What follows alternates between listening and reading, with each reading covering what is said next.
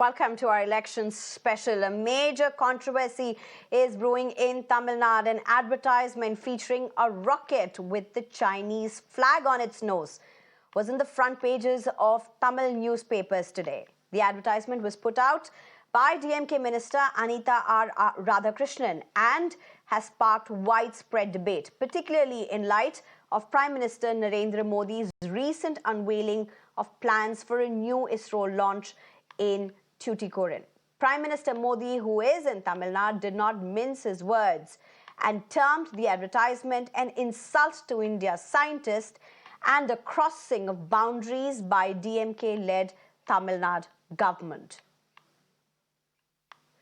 The advertisement also bears pictures of Prime Minister Narendra Modi, Chief Minister M.K. Stalin, DMK Lok Sabha MP Kanimozhi and other party leaders. अब तो इन्होंने हद कर दी। इन्होंने तमिलनाडु में ISRO launch pad का credit लेने के लिए चीन का स्टिकर चिपका दिया है। भारत की प्रगति देखने को तैयार नहीं है, भारत के स्पेस की प्रगति देखने को तैयार नहीं है। और जो पैसे आप देते हैं, जो टैक्स तमिलनाडु के भाई बहन देते हैं, उन पैसों से उन्होंने एडवर्टाइजमेंट दिया और एडवर्टाइजमेंट दे करके उसमें भारत के स्पेस का चित्र नहीं रखा। भारत के स्पेस की सफलता को वो दुनिया के सामने, तमिलनाडु के सामने रखना नहीं चाहते थे। उन्होंने हमारे साइंटिस्टों का अपमान किया, हमारे स्पेस सेक्टर का अपमान किया, आपके टैक्स के मनी का अपमान किया। ये डीएमके को अब सजा करने का मौका आ गया है। In came a bizarre defense from DMK MP Kanimozhi. She first brushed aside the choice of picture by the artist. Then she went on to justify the advertisement by highlighting that India has not officially designated China as an enemy nation. See, I don't know what the person who did the artwork, where they found the picture from. And I don't think, India has declared China as an enemy country or anything, because I've seen that the Prime Minister has invited the Chinese Prime Minister and they've gone to, they've come to Mahabalipuram or anything. Just because you do not want to accept the truth, you're finding reasons to, divert the issue. That is it. DMK wants to stop the rocket launching facility from coming here, and for that they are going any end to please their masters, whoso it is, I don't know. Now when the whole of India is celebrating that we are doing it the Indian way, we have the DMK people here glorifying China, glorifying Chinese people and glorifying their flag and everything. Nothing wrong. Everybody is our brother and sister, but this is an Indian first. That is why we are doing it the Indian way. And we expect a bare minimum apology from the DMK government and that minister. And instead, Kanimozhi madam going overboard and defending, I really am at pain to say, why is this happening in our state? Why the politicians from DMK are behaving every time anti-national, every time.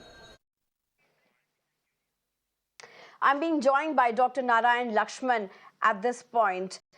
He's the associate editor with The Hindu. Thank you very much, Dr. N Lakshman, for joining us. The first question that I have to ask you, and it's very important to understand that India, it's the election season in India, but the political landscapes are very different. From state to state, forget about north, south, east, west. So when you talk about DMK and the entire advertisement row and the China connect to it all, there's a very specific context, Dr. Narayan. Would you want to just explain that briefly first? Sure, yeah, absolutely. You're right to say that this is a special time in the sense there's a context that's unique here, and that's obviously the elections. So in a sense, the knives have been sharpened on all sides, and no party is going to waste any opportunity in terms of, just publicity or campaigning messaging to really drive home its own points and of course, to critique and attack political opponents whenever there is an opportunity.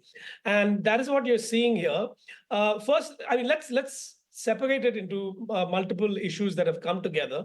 The first is the fact of the absolute, human error that has happened in terms of allowing such a imagery to go out as being endorsed by the official party agenda of the DMK, and that is extremely unfortunate for them, and it is going to cost them.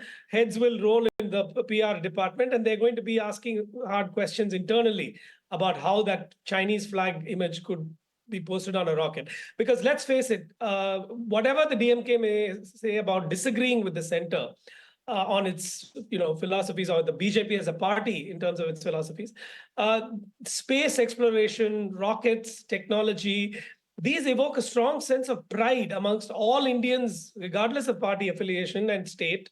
And as even Annamalai said later on in these comments you played, it's a sense of India first, and let's not get fighting between ourselves, or certainly let's not give credit to anybody else. While we should only have the Indian side getting credit for this. So that is a big mistake on the part of the DMK.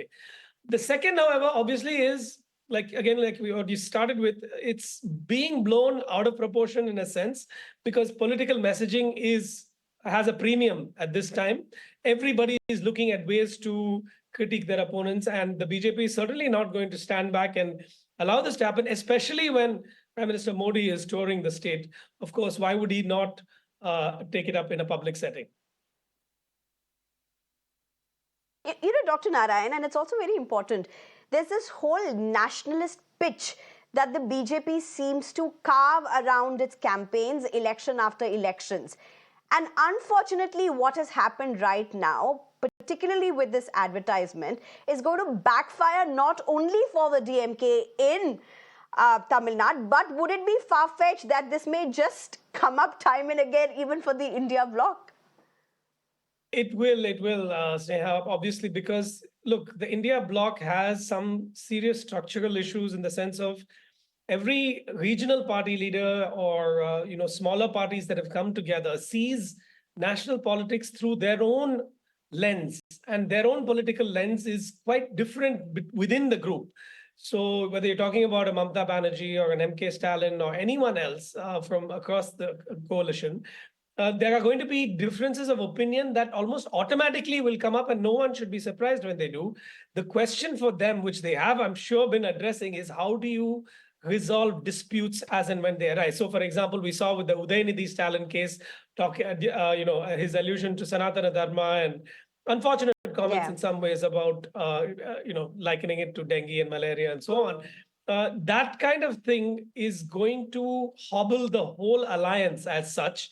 And again, the BJP is not going to spare them. And even this issue is going to be merged with that. I mean, now that you raise it, it's going to be quite seen together. For the BJP at least, they're going to pose it like that in the elections. Absolutely. So they're going to say that, look, the DMK is anti-national, as Annamalai has already indicated. That's their take on it. That's their critique of it. And they're going to say they're not only attacking Indian pride in the technology, space frontier sense, they're also attacking Hinduism itself, which has already been said multiple times. And Udayanidhi Stalin came under fire. But again, like Kanimozhi's comments today, he was quite defiant at that stage. So the DMK, I think, from what I can gauge, being on the ground here, is really pinning its hopes on the Tamil voter, or the voter in Tamil Nadu, staying loyal to it regardless of these critiques, and not really taking the BJP's critiques at face value at all. The DMK seems to be banking on that, whether or not... No, this is an important point you're making. This is a very important point you're making. I want you to spend a bit more on this, because while we may understand what the BJP is going to do now, the kind of political narrative that it's going to spin, it's also kind of important to try and understand why Kanimozhi responded the way she did. Why did the DMK not choose to just stay quiet about this and not respond to it at all, and just to die? I mean, it's far to say that it may die of a natural death. Don't really know about that in an election season. But why speak about it and then say China has not been declared as an enemy nation? Again, would you bring that into the context of where this has happened in Tamil Nadu? Well, yeah, look, the bigger context, again, Sneha, you're absolutely right to look at that, because the bigger context here is that Tamil politics, led by the Dravidian parties, both the DMK and the ADMK, for 50 years, has held this state in a iron-fisted grip. And it is really challenging for the BJP, or in fact, in the early days, the Congress itself as a national party was thrown out, and now as a minority partner. It is very hard for national parties to break into the politics of this state. And so for the BJP, there is actually very little to lose in terms of going all out to attack. No mud is going to stick to the BJP because it's such a small player in the state. It's actually considered a bit player. It is definitely a player who is expanding their footprint very, very slowly, including with the help of the RSS doing things at the village level, at the local level, but they are not yet a party in the state politics to reckon with. Now, the question is, how should the DMK be responding, and has their response been correct? I think you were also getting to that. The DMK is so far either being defiant or they are deflecting. So Kanimozhi's answer today, or her comments, basically was to say, look, why are you dragging China into this and moving it away from this dangerous question of Indian pride? So what the BJP wants the DMK to be seen as is a party that is not respecting Indian pride, because rockets and space technology exploration unites the country, so to speak. We are proud of the advances made. But the BJP is wanting to place this debate in that context, whereas the DMK is shifting it to something else, saying, look, why are you being so sensitive about that little red triangle, which could be the Chinese flag or is the Chinese flag? China is not an enemy. So they're shifting the terms of the debate away from this rather politically dangerous territory of being accused of being anti-national, which is, of course, exactly the words that Annamalai used. Right. Dr. Narayan Lakshman, thank you very much for joining us, bringing in some very important perspective. Politics always has a political landscape, and in this context, it's very important to understand how it's playing out on the ground. Thank you, Dr. Narayan Lakshman, for joining us.